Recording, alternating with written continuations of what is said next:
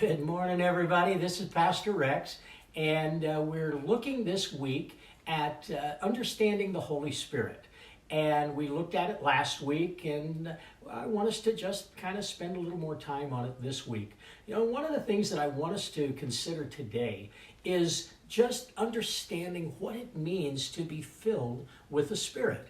It's a term that's often used within the church and within our Christian lives, but it's a term that really is very rarely used in the New Testament. And but I think it's important to understand. You know, we find this little phrase in Ephesians chapter 5 and verse 18, where Paul is speaking to Christians and he's drawing a parallel between alcohol and spirit.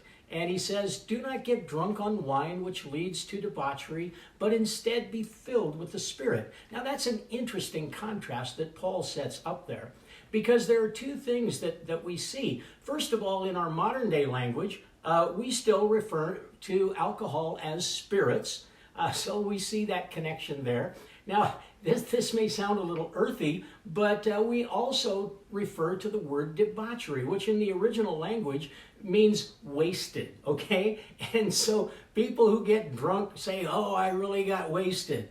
Well, we see these parallels that really come from Ephesians 5:18.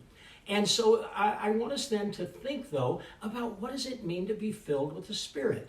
Now, one of the things that we know is that the Spirit, alcohol will change your behavior.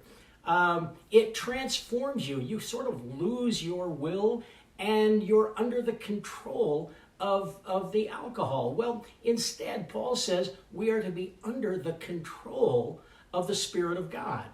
Now, that means that we are transformed. Our behavior is transformed, but in a positive way. For the Christian to be filled with the Spirit means that we become more loving, more merciful, more gracious, more caring, more fruitful in our life. All of those things lead to a fruitful life rather than a wasted life. Now that's the aspect of the filling that I believe Paul is speaking of here in that passage. So first of all, the thing that we're looking at is being filled with the Spirit is a transformed life. Now, the second thing that we see in this is that the idea of being filled with the Spirit is also yielding to that control. We mentioned that with alcohol, you lose your will, but with the Spirit, we freely yield and we voluntarily yield to the control of the Spirit. And the more we yield to Him, the more He is able to do His work within us.